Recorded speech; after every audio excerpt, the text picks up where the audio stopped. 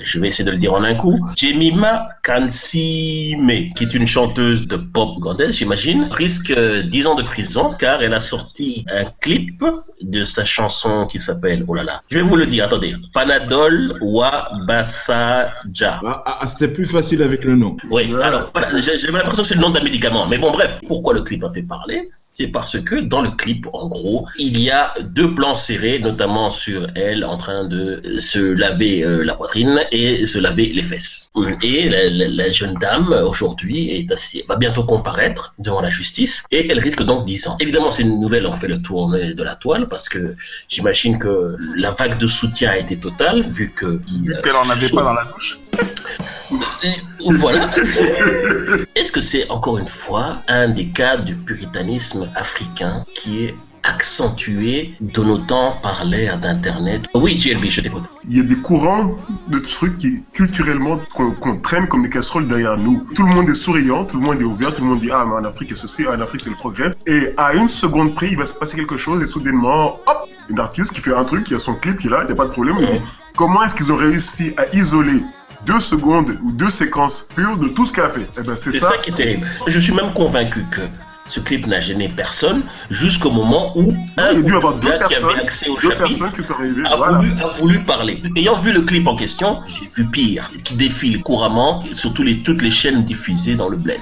À l'extérieur, on présente le visage souriant, on n'est même pas réactionnaire. Réactionnaire, ça voudrait dire qu'à un moment donné, on a avancé, mais maintenant on veut reculer. Non, on est capable d'avoir la schizophrénie, d'avoir 2 trucs en même temps. On peut être là avec son iPad et juste à côté dire il faut caillasser la femme parce qu'elle a montré son bout de fesse. Il semblerait que de plus en plus ces derniers temps, les blédards se posent une question que je trouve, moi, peu appropriée et dire qu'est-ce qu'on va penser de moi, oh mon Dieu. D'où ma référence au puritanisme, au nouveau puritanisme africain. Non, il n'est pas nouveau, hein.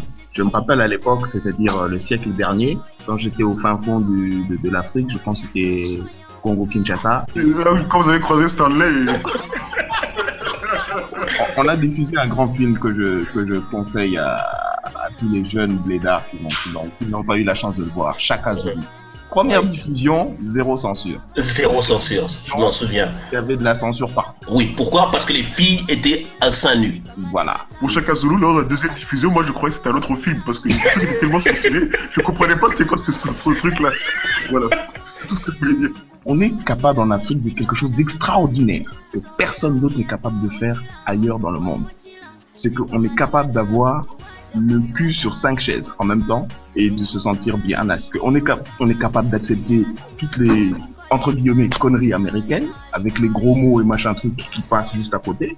Et quand c'est un truc qui vient d'Afrique, qui vient de chez nous, qui dit exactement la même chose ou qui est même plus édulcoré, alors là, on crie au chantage et à la mort. Quel est le remède, Canada Chef ? Le remède ? Bah, écoutez, on est quand même en Ouganda, le pays qui avait voté une loi contre les homosexuels. Dans les mêmes circonstances. Je suis convaincu qu'il y a des homosexuels depuis la nuit des temps en Ouganda. Mais oui, comme partout en Afrique. Mais et surtout, c'est aux Ougandais, c'est un clip qui constitue le plus grave problème de l'Ouganda.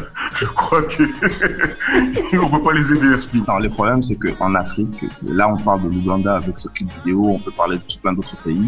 Tout à fait. On aime projeter une image de nous que nous-mêmes n'avons pas. C'est là ce que je veux dire. C'est pour ça que je parle de puritanisme débile. Ce n'est pas du puritanisme, parce que le puritanisme, c'est un idéal. Là, c'est pas du puritanisme, c'est pas idéal. Non, c'est la schizophrénie, c'est la maladie. Tu peux être 2 choses en même temps. C'est la maladie, c'est la schizophrénie. Je voudrais l'avis de PGB sur cette situation. D'après ce qu'on m'avait expliqué, l'Ouganda, c'était un pays qui avait à peu près 200 ou 250 orchestres qui tournaient sur tout le pays. Donc, des gens qui ont une production musicale extraordinaire. Il faut laisser tout simplement le public faire son choix. Si jamais le public considère que le truc, que la vidéo est pornographique, etc., à ce moment-là, on peut regarder, ils ne regarderont pas. Et s'ils ne regarderont pas, je pense que à ce moment-là, l'artiste ou son producteur devront en tenir compte et savoir qu'il faut réorienter un tout petit peu l'image de son artiste. Mais les censeurs, justement, prétendent intervenir préemptivement pour protéger le public. Ça n'a jamais marché. Et d'ailleurs, c'est comme ça qu'on crée un marché noir où on a des choses qu'on contrôle pas, on ne sait pas d'où ils viennent, etc. Je pense que l'Ouganda, encore une fois, c'est un pays qui est relativement bien organisé pour tout ce côté artistique en ce qui concerne la musique. Il faudrait pas qu'ils se perdent en voulant donner des leçons de morale complètement bizarres, hors sujet en plus. Ils n'ont pas besoin de ça et nous n'avons pas besoin. Sur le continent, on n'a pas besoin de ça.